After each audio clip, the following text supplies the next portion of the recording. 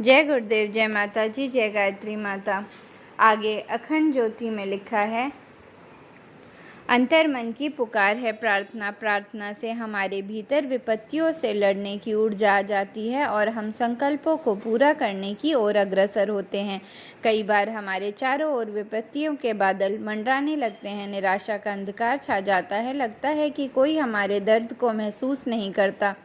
उस समय हम किसी ऐसे की तलाश करते हैं जिससे हम अपनी बात कह सकें और वह हमारे दुख दूर कर सके। तब हमारे संबल की तलाश ईश्वर पर जाकर ख़त्म होती है।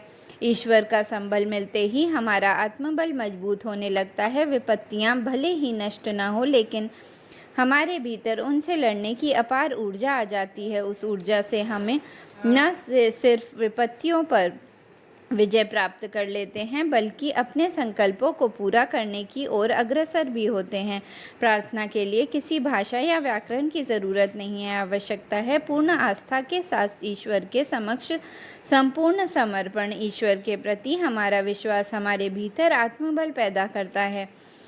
प्रार्थना का अभिप्राय यह नहीं है कि हमारी इच्छा पूर्ण हो ही जाए, यह तो हम पर है कि ईश्वर का संबल लेकर अपने आत्मबल को हम कितना मजबूत बना लेते हैं। प्रार्थना का तात्पर्य जीवात्मा की परमात्मा के समक्ष निज भाव की अभिव्यक्ति से है। ऐसे में मन को ईश्वर के प्रति केंद्रित करना होगा, तभी हम उनसे अपने मन की बात कह सकेंगे। ऐसा करने से न सिर्फ हम अपनी कुंठाओं का विसर्जन कर देते हैं, बल्कि हमें ध्यान का भी अभ्यास होता है। ध्यान मन को भटकने से नियंत्रित करता है। हम समस्याओं को व्यापक फलक पर देखने लगते हैं और उनके मूल में जाकर हम उनके समाधान को खोज लेते हैं।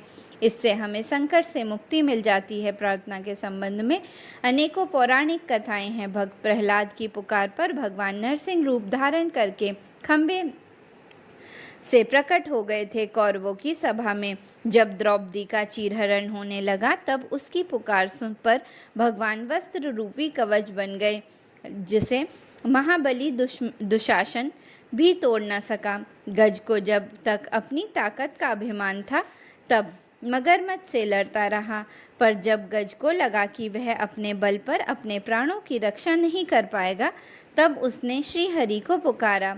भक्त वत्सल भगवान ने उसकी रक्षा की और गजेंद्र मोक्ष एक आदर्श प्रार्थना बन गई। इन कथाओं में देखा जाए तो भगवान ने उन्हीं लोगों की सहायता की जिनका आत्मबल चरम पर रहा, जिन्होंने परिस्थितियों से समझौता नहीं किया। मनोवैज्ञानिक मानते हैं कि प्रार्थना से अंतर मन की सोई हुई ऊर्जा सक्रिय हो जाती है, जिससे असाध्य रोग तक ठीक हो जाते हैं।